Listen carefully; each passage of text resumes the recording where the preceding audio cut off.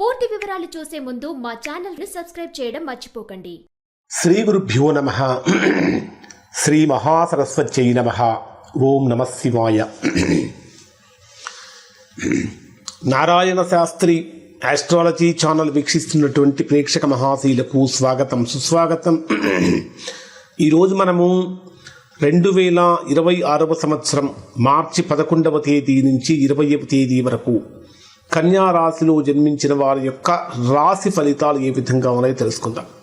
ఇవి మనము 2026 సంవత్సరంలో విశ్వావసునామ సంవత్సరంలో చెప్పుకుంటున్నటువంటి చివరి 10 రోజుల రాశి ఫలితాలు. తర్వాత ఈ 10 రోజుల రాశి ఫలితాలు అయిపోయిన తర్వాత నెక్స్ట్ పరాభవనామ సంవత్సరం వస్తుంది. పేరులోనే పరాభవం ఉంది. పరాభవనామ సంవత్సరం, దానికి సంబంధించినటువంటి వార్షిక ఫలితాలు, ఇంకా గ్రహస్థితులు, గ్రహగోచారాలు అవన్నీ కూడా తెలుసుకుంటాం మనం. ఇక్కడ కన్యా రాశి వారికి ప్రస్తుతం జరుగుతున్నటువంటి 2026 మార్చి 11 నుంచి 20 వరకు ఉన్న గ్రహస్థితి కనుక పరిశీలించినట్లయితే ఈ 10 రోజుల పాటు కూడా ఖగోళ రీత్యా అత్యంత కీలకమైనటువంటి రోజులు. కారణం ఏమిటంటే కన్యా రాశి వారికి 6వ స్థానమైనటువంటి కుంభరాశిలో చాతుర్గ్రహ కూటమి, అసాధారణమైనటువంటి గ్రహాల కలయిక, మరియు 14వ తేదీ రాత్రి నుంచి అంటే 15వ తారీఖు ఉదయం నుంచి రవి మీనరాశిలోకి ప్రవేశించడం వల్ల ఒక్క కన్యా రాశి వారి మీదనే కాదు 12 రాశుల వారి మీద కూడా దీని ప్రభావం ఉంటుంది. కన్యా రాశి వారిపై కూడా దీని ప్రభావం ఉంటుంది. అది ఎలా ఉంటుందంటే మన ఊహలకు అందనటువంటి విధంగా ఉండబోతుంది. ఈ 10 రోజుల్లో ఉన్నటువంటి గ్రహస్థితులు కనుక పరిశీలించినట్లయితే కుంభరాశిలో సంచరించేటటువంటి చాతుర్గ్రహ కూటమి, కుంభరాశిలో రాహువు, కుజుడు, బుధుడు, చంద్రుడు, అంటే మొదట 14వ తేదీ వరకు రవితో కలిసినటువంటి చాతుర్గ్రహ కూటమి, 16వ తేదీ నుంచి 18వ తేదీ వరకు చంద్రుడితో కలిసినటువంటి ఈ చాతుర్గ్రహ కూటమి. ఈ చాతుర్గ్రహ కూటమి, ఈ గ్రహాల కలయిక వల్ల సాంకేతిక రంగాలలో విప్లవాత్మకమైనటువంటి మార్పులు వస్తాయి. అయితే కుజరాహు గ్రహాల యొక్క కలయిక అగ్ని ప్రమాదాలను కూడా కలిగిస్తుంది. విద్యుత్ సంబంధిత ఇబ్బందులు తలెత్తే అవకాశాలు ఉంటాయి.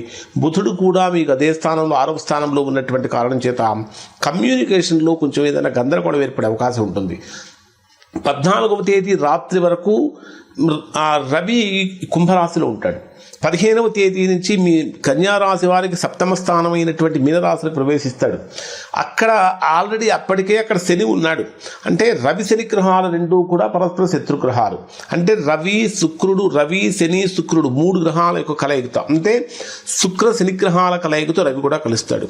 దీనివలన ప్రభుత్వపరమైనటువంటి నిర్ణయాలు కఠినంగా ఉంటాయి. ఆధ్యాత్మిక రంగంలో ఉన్నటువంటి వారికి ఒక గొప్ప సమయంగా ఉంటుంది. ప్రధానంగా తీసుకుంటే మీ కన్యా రాశి వారికి 10వ స్థానంలో అంటే 10వ స్థానంలో గురుడు కూడా సంచరిస్తున్నాడు. గురుడు 10వ స్థానంలో సంచరిస్తున్నటువంటి కారణం చేత దీనివలన మంచి ఫలితాలే ఇక్కడ కన్యా రాశి వారు పొందుతారు. ఇక మీ రాశికి 7వ స్థానం, కుటుంబ స్థానం, కళత్ర స్థానంలో శని శుక్ర గ్రహాల యొక్క కలయిక అనేటటువంటిది క్రమశిక్షణ మరియు విలాసం ఇట్లాంటివి, అంటే క్రమశిక్షణతో కూడినటువంటి శని, అలానే ఉత్సాహానికి విలాసాలకి కారకుడైనటువంటి శుక్రుడు, ఇవి కలవటం వల్ల ఆర్థికపరమైనటువంటి లావాదేవీలలో చాలా జాగ్రత్తగా ఆచితూచి అడుగులు వేయాలి. కళాకారులకు కఠినమైనటువంటి శ్రమ తర్వాత మాత్రమే గుర్తింపు లభిస్తుంది. మొత్తం మీద అసలు ఈ గ్రహస్థితి కనుక తీసుకుంటే పాత వ్యవస్థలు మొత్తము కూడా అంతరించి కొత్త ఆలోచనలు పుట్టుకురావటానికి పునాది వేస్తున్నది అని చెప్పాలి. మరి ఇక్కడ ఆల్రెడీ 6వ స్థానంలో కుజరాహు గ్రహాల కలయిక, కుజరాహు గ్రహాలు బుధుడితోటి, అంటే 14వ తేదీ వరకు చాతుర్గ్రహ కూటమి కుంభరాశిలో జరుగుతున్నది. ఆ తర్వాత కూడా మరలా చాతుర్గ్రహ కూటమి 16వ తేదీ నుంచి 20వ తేదీ వరకు కూడా కుంభరాశిలో మరియు మీనరాశిలో కూడా జరుగుతుంది. ఈ 10 రోజుల కాలం కనుక పరిశీలిస్తే కన్యా రాశి వారికి ఏదో ఒక పరీక్షా కాలమా అనేటటువంటి విధంగా ఉంది. కానీ సరైనటువంటి నిర్ణయాలు కనుక తీసుకున్నట్లయితే అద్భుతమైనటువంటి ఫలితాలు సాధించవచ్చు. ప్రధానంగా మీ కన్యా రాశి వారికి 6వ స్థానం అంటే కుంభరాశిలోను మరియు 7వ స్థానం అంటే మీనరాశిలోను ఈ గ్రహాల యొక్క సంచారం జీవితాన్ని ఎక్కువగా ప్రభావితం చేయబోతుంది. అలానే చంద్రుడి యొక్క గోచారాన్ని కనుక మనం పరిశీలించినట్లయితే మార్చి 11వ తేదీ ఉదయం నుంచి 11వ తేదీ రాత్రి 9:59 వరకు తృతీయ స్థానంలో చంద్రుడి యొక్క సంచారం జరుగుతుంది. తృతీయ స్థానం అంటే పబ్లిక్ రిలేషన్స్కి, కమ్యూనికేషన్స్కి, సోదరులకి, సోదరీమణులకి వీళ్ళకి సంబంధించిన స్థానం. తృతీయ స్థానం అంటే వృశ్చిక రాశిలో చంద్రుడు సంచరించేటప్పుడు చంద్రుడు నీచ స్థానంలో ఉన్నటువంటి కారణం చేత ధైర్యంగా అడుగులు ముందుకు వేస్తున్నప్పటికీ చిన్న చిన్న విభేదాలు అంటే సోదరులతోటి, సోదరీమణులతోటి చిన్న చిన్న విభేదాలు కలిగే అవకాశాలు ఉంటాయి. కానీ ధైర్యంతో పనులు మొదలు పెడతారు. కానీ ఫలితం కోసం మాత్రం కొంచెం నిరీక్షించక తప్పదు. 11వ తేదీ రాత్రి నుంచి 14వ తేదీ ఉదయం 9:31 వరకు ఉండేటటువంటి సమయంలో ఇది మానసికంగా ప్రశాంతత కొంచెం తగ్గుతుంది. అంటే గృహ సంబంధమైన విషయాలలో కానీ, వాహన సంబంధమైనటువంటి విషయాలలో కానీ స్వల్పమైనటువంటి ఆటంకాలు కలుగుతాయి. అనవసరపు ఖర్చులు పెరుగుతూ ఉంటాయి. ప్రధానంగా తల్లి యొక్క ఆరోగ్యం విషయంలో కొంచెం జాగ్రత్తలు పాటించాలి.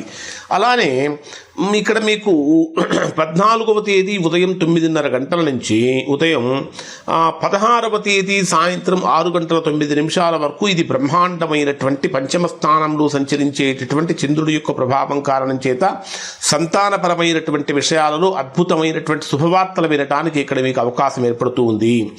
అంటే ఇక్కడ కన్యా రాశి వారి క్రియేటివిటీ లెవెల్స్ బాగా పెరుగుతూ ఉంటాయి. మీ ఆలోచనలన్నీ కూడా కార్యరూపం దాలుస్తూ ఉంటాయి అని చెప్పాలి. పనులు అత్యంత వాయువేగంతో కూడా పూర్తయ్యే అవకాశాలు ఉంటాయి.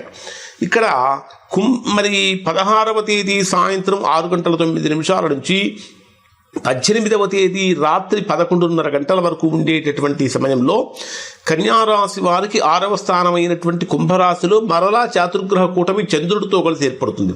ఇక్కడ కూడా మీకు చంద్రుడు, రాహువు, కుజుడు, బుధుడు కలుస్తారు. ఇది మీకు అత్యంత కీలకమైన సమయంగా ఉంటుంది. శత్రువులపై విజయం సాధిస్తారు. కోర్టు కేసులు కనుక ఏమైనా ఉంటే మీకు అనుకూలంగా మారుతూ ఉంటాయి. అయితే ఆరోగ్యం విషయంలో కొంచెం జాగ్రత్తలు పాటించాలి. ముఖ్యంగా పొట్టకు సంబంధించిన సమస్యలు ఎక్కువగా కలిగే అవకాశాలు ఉంటాయి. రుణాలు తీసుకోవడానికి ఇది అనుకూలమైనటువంటి సమయం కాదు.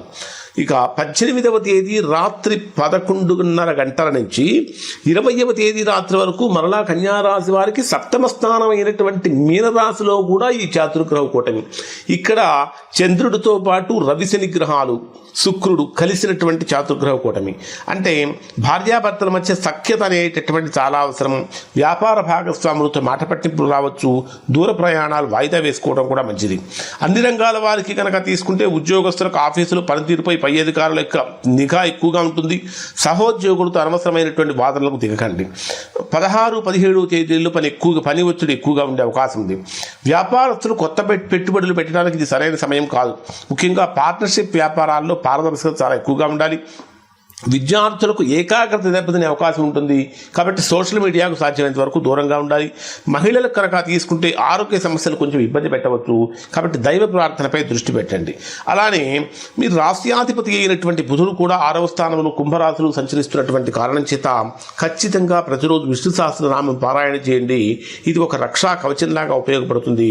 అలానే మంగళవారం రోజున సుబ్రహ్మణ్య స్వామికి ఎరుపు రంగు పూలతో కనుక పూజ చేసినట్లయితే మంచి ఫలితాలు పొందుతారు. ఇవి కన్యా రాశి వారికి సంబంధించినటువంటి ఫలితాలు. శుభం.